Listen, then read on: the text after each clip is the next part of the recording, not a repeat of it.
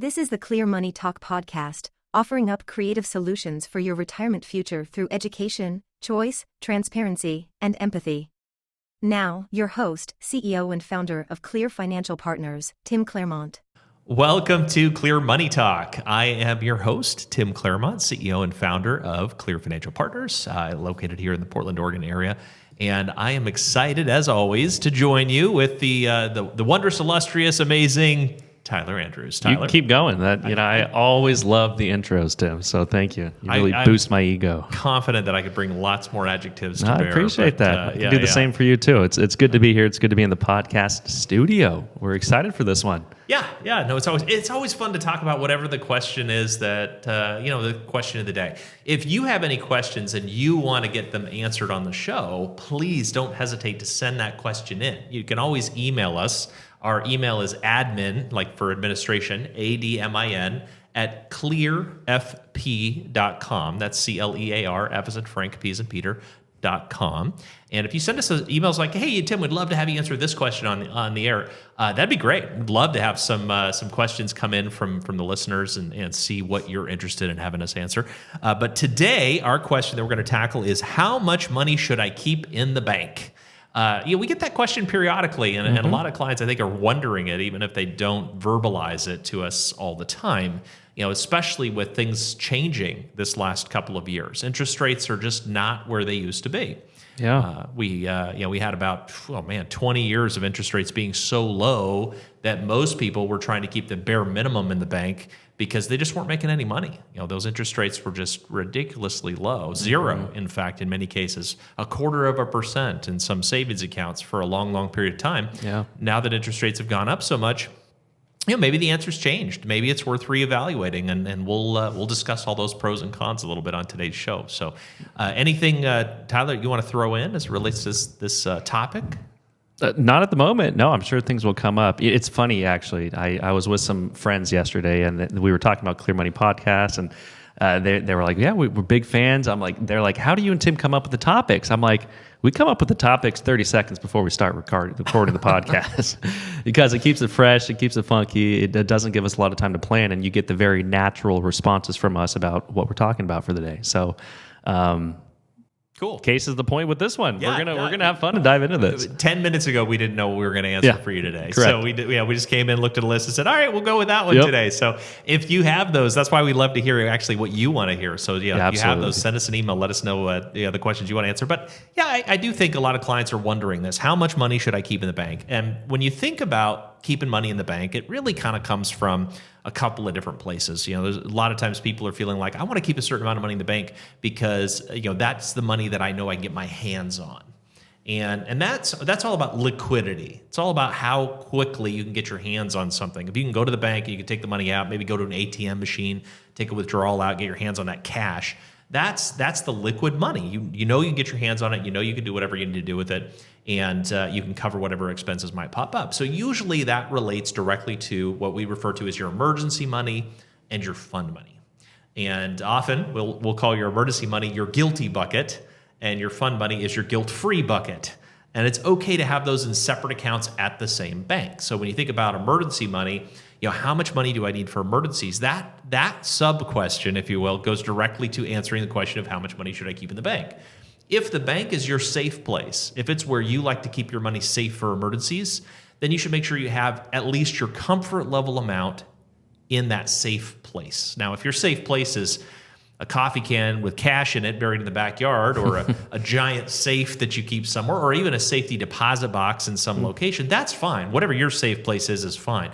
But for many people, I would say most people, their safe place is the bank. And so if you feel like that's a safe place for you, then you want to have at least enough money in there to cover your comfort level number for emergencies. And figuring out how much your comfort level number is a process. It's a process. And a lot of times we'll go through that in an individualized one-on-one or one-on-two way when clients come to us and they have a conversation. But I'll share with you a little bit about how that process works now as you're thinking about, well, how much money is my comfort level? How much money should I have for emergencies?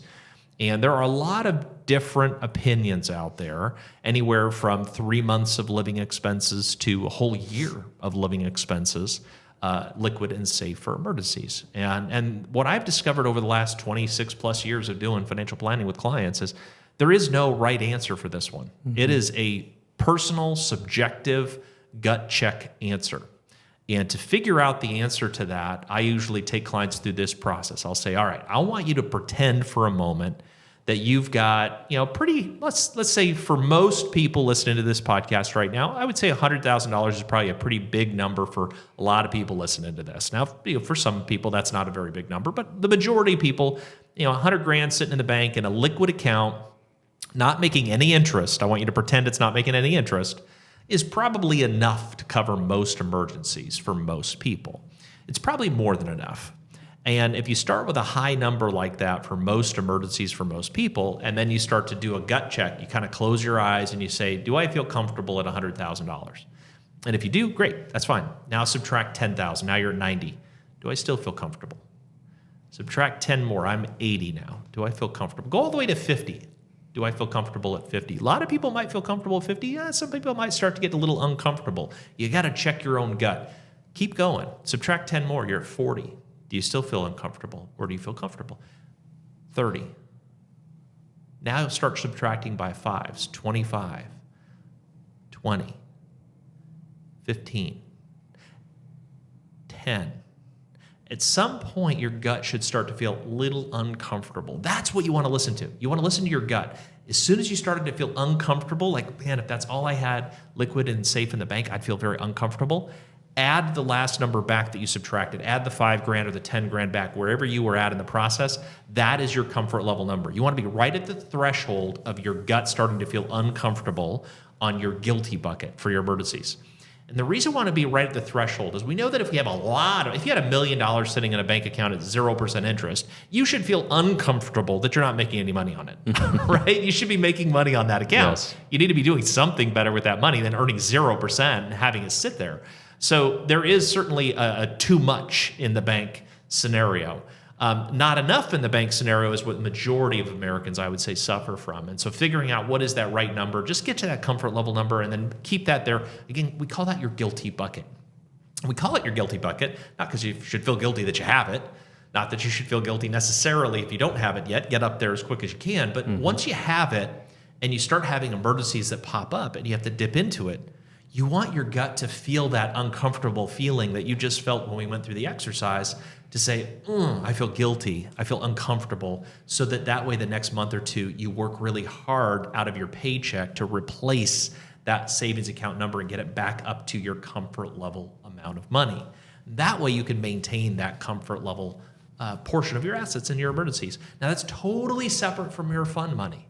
So when you ask a big question, like how much money should I keep in the bank, we have to break it out into these 3 separate buckets. The first bucket is how much do you need for emergencies? That's the part we just finished. The second bucket is how much do you need for fun? And the third bucket is how much do you just want to keep invested there because you believe that's a good rate of return for you? Mm-hmm. So when we go back to the first bucket, whatever your comfort level number was, that's the number you want to put down is, okay, I need that much in the bank or I need that much in a safe liquid place to feel comfortable. Okay, that's the first part. The second part, your fun money. So when you think about your fun money, that's your guilt-free bucket.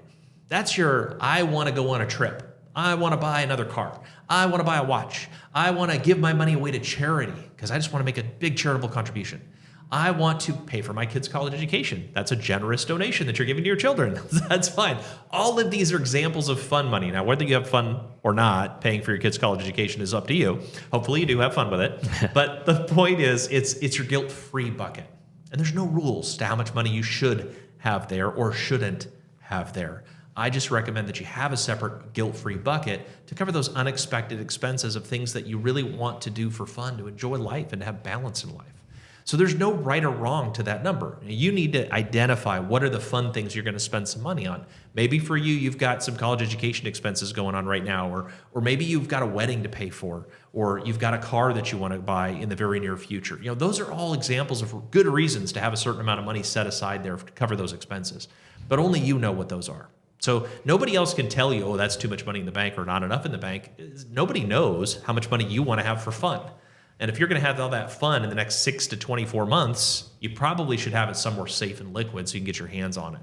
Now, if the fund is more than 3 years away, maybe you're saving for college that's 5 or 10 years away, or 20 years away even for your kids. Or maybe you're saving for a wedding that's 10 or 20 years away. When you have more time and you're not going to touch the money for at least a few years, we could probably do better for you than most bank investment accounts.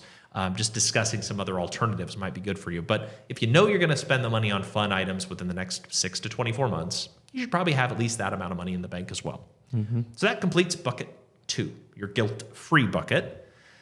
Then you're at that third category. Now, the third category is the one where a lot of people get into philosophical arguments about. And this whole third category concept is, look, some people are just feeling really, really safe with their money in the bank. And I get that. That's fine. I mean, we have FDIC insurance. That's got to feel pretty good, up to $250,000 per person per bank. So you could always break up your money in multiple banks if you wanted to. You could have $1 million in the bank and have 4 different accounts at 4 different banks with $250,000 in each of them. Now, you don't want them earning 0% interest, so you want to make sure you're getting some interest on them. That's where the CDs can come in, or higher yield savings accounts. When you're dealing with things like that, then it becomes a matter of saying, well, what's a reasonable interest rate for me to go ahead and hang out in the bank with that money? Well, currently, interest rates are probably between 3.5% and 5% on most of those high yield savings accounts, most of those longer term CDs. And you might feel like that's a pretty good rate of return, especially when you go back 3 years ago and you think, man, savings accounts were paying 0 or 0.25% just a few years ago. Now I'm paying 3.5% and 5%. That feels really good. So you might think, I'm going to put a ton of money in the bank because all of a sudden it feels really good. You have to remember that these bank accounts with these fixed interest rates like this are always paying an interest rate less than what inflation is expected to generate. The reason why we saw interest rates go up as much as they did is because inflation went up a ton. Inflation used to be at 2 or 3%, maybe 4%. In those scenarios, a 0% return on your savings account and a 2 or 3 or 4% inflation rate meant you were losing purchasing power to the tune of 2 to 3 to 4%. Statistically, you're still losing that same percentage of purchasing power when you invest your money in the bank. Inflation has been running at between 6 and 8%. So if inflation's at 6 to 8 and you're earning 3.5 to 5, you're still losing purchasing power in the bank. So inflation is all about the rising cost of stuff over time. Whatever you used to pay for going to the movies or pay for going out to eat used to be a lot less. It costs you more today. It costs you more to go buy groceries today. That's inflation. Stuff costs more over time. So that's always going up at a rate faster than what you can typically earn in a savings account or a CD-like rate of return. So the problem is you have safety of principal. You're going to get your money back. And you have liquidity. That's great. But you don't have safety of purchasing power. If you're going to spend the money in 3 or more years, usually that's not best invested in a bank account because you're likely to be losing purchasing power over those 3 or more years, a little bit at a time, as you're likely to earn a rate of return less than what inflation is projected to be. And that's just the nature of how bank accounts work. So how much should you have in the bank? Enough for emergencies, enough for the fun that you're going to spend in the next 6 to 24 months. And then really anything else is just your own personal amount of comfort for any kind of other really conservative part of your investment portfolio, knowing with intentionality that that part of your portfolio will likely lose to inflation. And if you're okay with that, or that isn't a big problem for you, that's fine. You can put an unlimited amount of money at the bank, no problem. But if you feel like you need to beat inflation, or you want to be able to invest your money in something that you can then purchase the same thing you could buy with that money today in 3 years, 5 years, 10 years, or maybe even you could buy more than what you could buy with that money today, you're not likely to be able to find that in any kind of a bank account strategy. You're going to need to take more risk than that in order to try to get a rate of return potentially that's greater than inflation. And that's where people like financial advisors like us can come into play and help you out with your choices. So There's the quick answer in a nutshell. When we're looking at how much money should I keep in the bank, for those that are doing the just the answer right now, we'll see if we can recap it real quick. Go. Let's see what you got. All right. So the just the answer, 3 buckets. How much money should you keep in the bank? Enough to cover your emergencies. That's bucket number 1. Enough to cover your short-term fund money expenses, the next 6 to 24 months, money you're going to spend on things like a vacation or a trip or any college education expenses, things like that you're going to spend money on in the next 6 to 24 months. And then the third bucket, only as much as you feel okay losing to inflation. If you're okay with this money set aside, keeping it safe and liquid, having it FDIC insured, that makes you feel safe for safety of principal, Maybe you have some short-term investment strategies you want to implement in the next 6 to 24 months, and so you're just parking it on the sidelines until you reinvest it in something else trying to beat inflation later. That's okay too, but there is no right or wrong answer for bucket number 3. It's up to you from an investment standpoint. Generally speaking, I like to only keep as much in the bank as I need for that comfort level amount for emergencies, and then as much fun as I know I'm going to spend money on in the next 6 to 24 months. Other than that, I have other places I'd rather put most of my money. Great. Yeah. Good summary. Yeah, try to. Good points too. A lot of good points. Anything you want to add, Tyler? I didn't mean to take it all from you. No. You do such a good job with it. It's hard to chime in and add any additional context to this stuff because you hit on everything that a listener I feel like would want to know. I do love the importance and the power that having many different bank accounts can bring to somebody's plans. So for like myself as an example, I have like 8 different bank accounts, and that's some of those accounts are with the same credit union or banking institution, but it helps me conceptualize and know what money is for what purpose.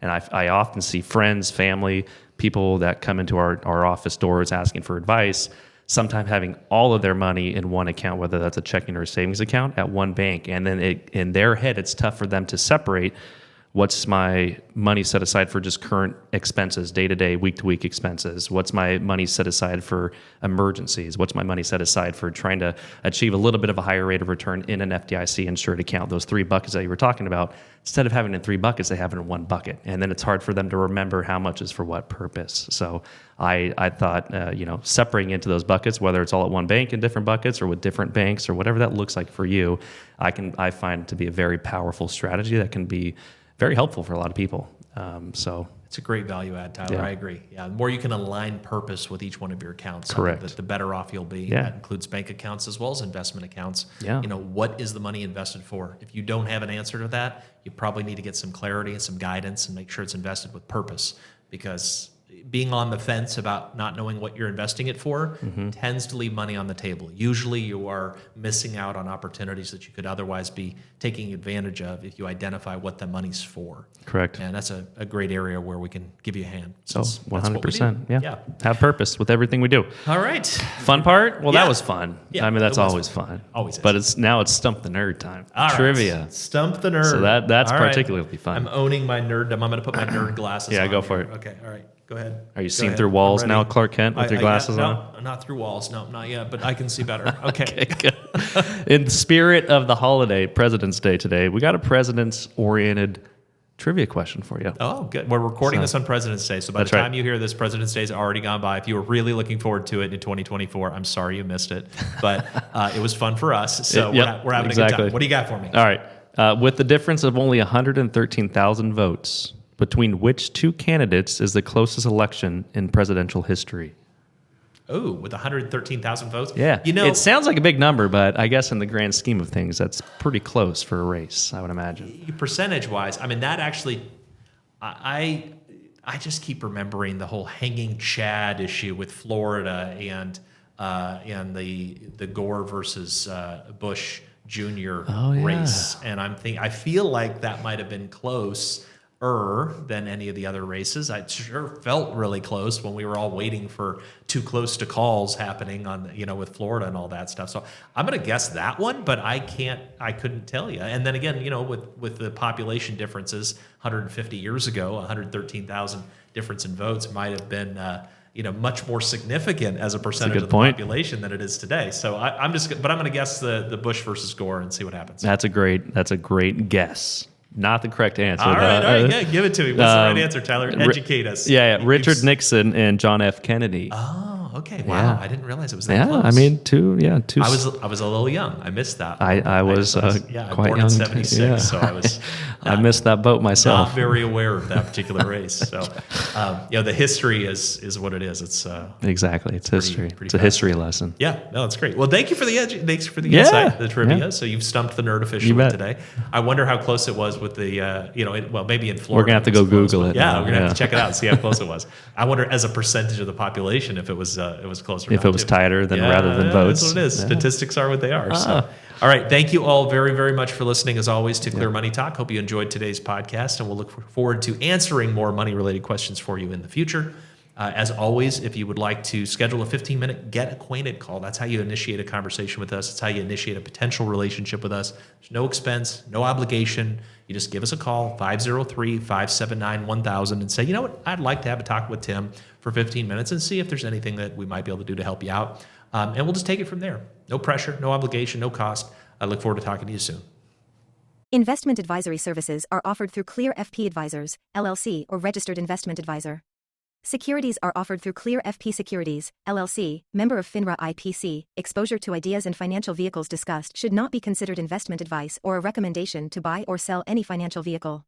Past performance is not a guarantee of future results.